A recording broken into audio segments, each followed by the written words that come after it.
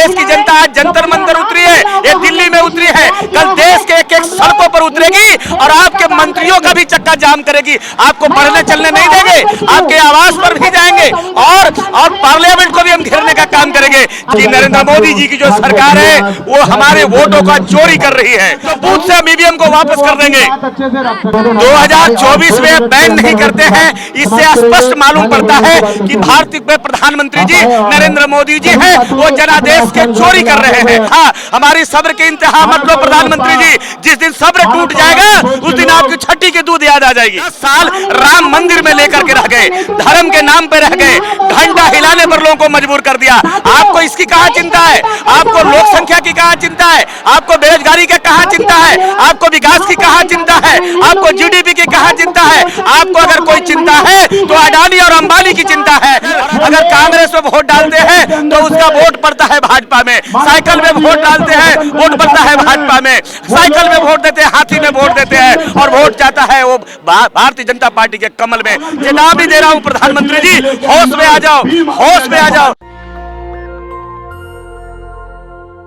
नमस्कार, मैं ब्यूटी गिरी और आप देख रहे हैं नेशनल दस्तक। ईवीएम को लेकर लगातार मांगे जो है वो बुलंद होने लगी है और इस वक्त जंतर मंतर पर जो सैलाब दिख रहा है उससे साफ जाहिर होता है कि जनता जो है सीधी सीधी ईवीएम के विरोध में जो है अब खड़ी हो चुकी है, चुनाव आयोग के विरोध में खड़ी हो चुकी है, मौजूदा सरकार के विरोध में खड़ी हो चुकी है। इस मुद्दे पर हमारे साथ बातचीत करने के लिए मौजूद है राजेंद्र यादव। सर, क्या कहेंगे, ईवीएम हटाना क्या आसान है? भारत दुनिया का सबसे बड़ा लोकतांत्रिक देश है और जब देश की जनता ईवीएम से वोटिंग करना नहीं चाहती है तो सरकार जबरदस्ती, नरेंद्र मोदी की सरकार जबरदस्ती ईवीएम से वोट क्यों कराना चाहते हैं? इससे मन में एक सवाल पैदा होता है कि नरेंद्र मोदी जी की जो सरकार है वो हमारे वोटों का चोरी कर रही है। हमारे जो ईवीएम को हैक करके हम वोट जिसे देते हैं, हमारी वोटों की गिनती उनकी न करके भारतीय जनता पार्टी में गिन दिया जाता है। ये 100% देश के लोग के साथ और देश के संविधान और लोकतंत्र का साथ धोखा है। बैलेट पेपर भी नहीं है, चंडीगढ़ का मेयर का चुनाव देख लीजिए ना। देखिए, अगर जो चंडीगढ़ हुआ है ये तो एक हिटलर शाही का नमूना है, ये लाल फीता शाही का नमूना है। भारत ने इस देश से संविधान और लोकतंत्र ये दोनों को खत्म करना चाहते हैं नरेंद्र मोदी जी। लेकिन यहाँ जो लड़ाई है आप देख लीजिए, ये कोई पहली दिन की बात नहीं है। आपने पिछला दिन भी देखा होगा, सुप्रीम कोर्ट का मोर्चा देखा होगा, पिछले जंतर मंतर का कार्यक्रम देखा होगा। आज जनता सड़कों पर उतर आई है और ये कोई हजारों की संख्या नहीं है, ये लाखों की तादाद है। ये लाखों की संख्या में लोग यहाँ आए हैं और वो आकर के ये कह रहे हैं मुझे ईवीएम से नहीं करना है। प्रधानमंत्री जी, आप मेरे वोट का व्यवस्था आप बैलेट से करो, अगर बैलेट से नहीं करोगे तो बूथ से हम ईवीएम को वापस कर देंगे।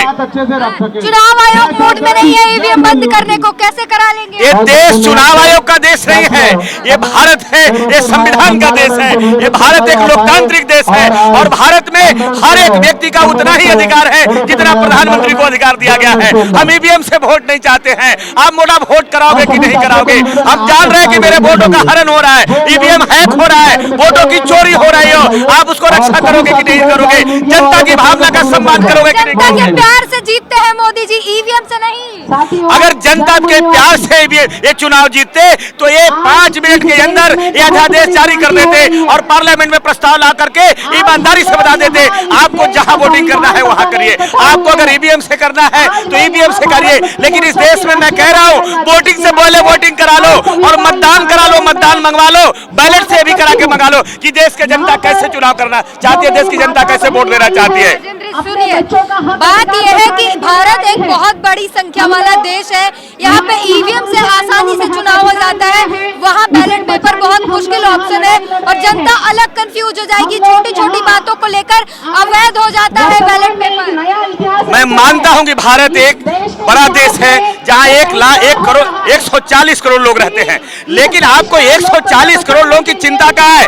आप महीनों नहीं, आज बरसों, आप 10 साल राम मंदिर में लेकर के रह गए, धर्म के नाम पे रह गए, घंटा फैलाने पर लोगों को मजबूर कर दिया। आपको इसकी कहाँ चिंता है? आपको लोक संख्या की कहाँ चिंता है? आपको बेरोजगारी की कहाँ चिंता है? आपको विकास की कहाँ चिंता है? आपको जीडीपी की कहाँ चिंता है? आपको अगर कोई चिंता है तो अडानी और अंबानी की चिंता है, और अडानी अंबानी को बैठ करके आप उस सत्ता में काम करना चाहते हैं, सेकंड छाया की सरकार बनाए रखने देना चाहते हैं। लेकिन देश की जनता आपकी ये मंसूबे को पूरा नहीं होने देगी। देश की जनता आज जंतर मंतर उतरी है, ये दिल्ली में उतरी है, कल देश के एक एक सड़कों पर उतरेगी और आपके मंत्रियों का भी चक्का जाम करेगी। आपको बढ़ने चलने नहीं देंगे, आपके आवास पर भी जाएंगे और पार्लियामेंट को भी हम घेरने का काम करेंगे। जिस पार्लियामेंट को बाबा साहब ने जब संविधान दिया था तो वन मैन वन वोट का अधिकार दिया था, फंडामेंटल राइट बराबर अधिकार दिया था, आज वो अधिकार को भी चुनौती है। इसलिए 2024 में तो ईवीएम बैन होता हुआ दिखाई नहीं दे रहा है, क्योंकि चुनाव आयोग जनता को जागरूक कर रहा है, घर घर जाकर बता रहा है ईवीएम काम कैसे करता है। 2024 में बैन नहीं करते हैं, इससे स्पष्ट मालूम पड़ता है कि भारत के प्रधानमंत्री जी नरेंद्र मोदी जी हैं, वो जनादेश के चोरी कर रहे हैं, वो जबरदस्ती सत्ता में बने रहना चाहते हैं। उन्हें लोकतंत्र और संविधान से कोई प्रेम नहीं है, लेकिन भारत की जनता संविधान से अपार प्रेम करती है। उनका दिल है भारत का संविधान। अगर ये संविधान तोड़ने का कोशिश करेंगे, ये संगोल और मनुस्मृति का देश बनाने की कोशिश करेंगे, देश की जनता सड़कों पर उतर करके पता है आपको, पता है, आपने बांग्लादेश में देखा है, आपने पाकिस्तान को भी देखा है। भारत की जनता ये सब्र से बैठी है। इसका मतलब ये नहीं होता है कि हम चुपचाप जुर्म सहते रहेंगे। जुर्म सहने की हमारी आदत नहीं है, हमारी सब्र की इंतहा, हमारी सब्र की इंतहा मत लो प्रधानमंत्री जी। जिस दिन सब्र टूट जाएगा उस दिन आपकी छठी की दूध याद आ जाएगी। मोदी जी खुद कहते हैं हम संविधान मानने वाले लोग हैं। मोदी जी खुद कहते हैं हम संविधान मानने वाले लोग हैं, संविधान से चलते हैं, ये देश संविधान से चलता है। अगर संविधान मानने वाले होते तो आपने चंडीगढ़ में देखा कि नहीं देखा? आपने मध्य प्रदेश में देखा कि नहीं देखा? आप पता लगाइए, जिस बनारस सीट पर वो चुनाव जीत करके आए हैं वहां पोलिंग से 1,40,000 वोट अधिक चुन गिनती करके आया है। ये आपने देखा कि नहीं देखा? आपने एक रिपोर्ट ये भी नहीं देखा, आपने डेमो देखा कि नहीं देखा है? आप जो यहाँ देखा होगा कि हम अगर कांग्रेस में वोट डालते हैं तो उसका वोट पड़ता है भाजपा में, साइकिल में वोट डालते हैं वोट पड़ता है भाजपा में, साइकिल में वोट देते हैं, हाथी में वोट देते हैं, और वोट जाता है वो भारतीय जनता पार्टी के कमल में। ये बताओ ये क्या कर रहे हो देश के साथ?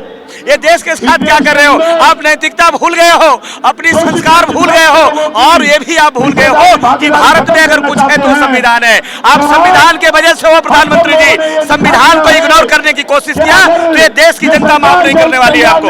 आयोग चुनौती दे रहा है कि ईवीएम हैक करके दिखाइए हमारे सामने। मैं स्पष्ट रूप से आपको बता दूं कि चुनाव आयोग को सारी गतिविधियां मालूम है, और देश से भी रिपोर्ट आ रहा है, इंटेलिजेंस की रिपोर्ट आ रहा है। और ये भी मैं आपको कह दूं, ईवीएम आपके आका ने नहीं बनाया था, आपके ब्रह्मा विष्णु महेश ने नहीं बनाया था। जिस देश में ईवीएम बनाया गया वो देश के लोगों ने ईवीएम को कूड़े में डाल दिया है। आपको इतनी ईवीएम से प्रेम क्यों है? आप ईवीएम से प्रेम इसलिए कर रहे हैं क्योंकि ईवीएम से आप वोट को चोरी कर रहे हैं, आप वोट के चोर हैं, आप अपहरण कर रहे हैं।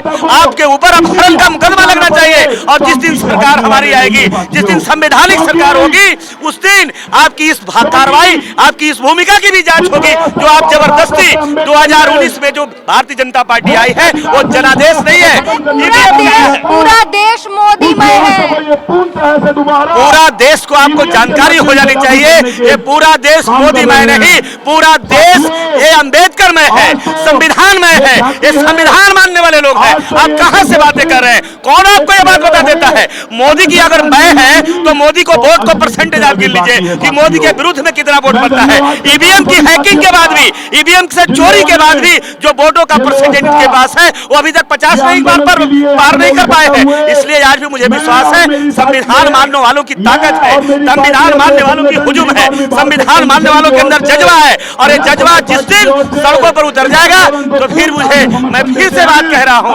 चेतावनी दे रहा हूँ प्रधानमंत्री जी, होश में आ जाओ, होश में आ जाओ, वरना आपको हम नहीं चाहते वो दिन देखना पड़े। आप हर जगह विफल रहे हो, आप संविधान नहीं बचा, आप संसद नहीं बचा पाए हो। आपकी मैं बहादुरी देखा हूँ, अभी देश में कितने बहादुर हो वो मुझे अच्छा तरह से मालूम है। इसलिए मैं कह रहा हूं आप अपनी मंशा और सोच को बदलो और देश की जनता की भावना के सम्मान करते हुए ईवीएम को कूड़े में डालो और बैलेट पेपर से चुनाव कराओ। राजेंद्र जी, जनता ने ठाना है कि जो राम को लाए हैं हम उनको लाएंगे 24 में 400 के पार।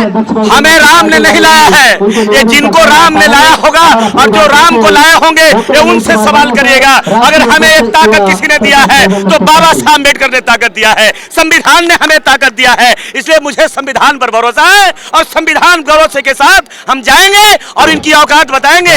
आने दो 24 में जो सोच रहे हैं कि राम मंदिर की हवा चलाकर राम मंदिर की तूफान पैदा करके चुनाव की बेतरतीबी को हम पार हो जाएंगे। तो लेकिन एक बात समझना, ये भारत के अंदर भारत की संविधान कोई साधारण चीज नहीं है, ये भारत की आत्मा है, भारत के 120 करोड़ लोगों की आत्मा है संविधान। संविधान मानने वाले जिस दिन सड़कों पर उतर जाएंगे भारत छोड़ने की बारी आ जाएगी इनकी। अगर ईवीएम बैन नहीं हुआ क्या करेंगे आप? ईवीएम बैन नहीं हुआ, ईवीएम बैन नहीं हुआ तो हम बूथ से बैन कर देंगे, बूथ से हम बाहर कर देंगे।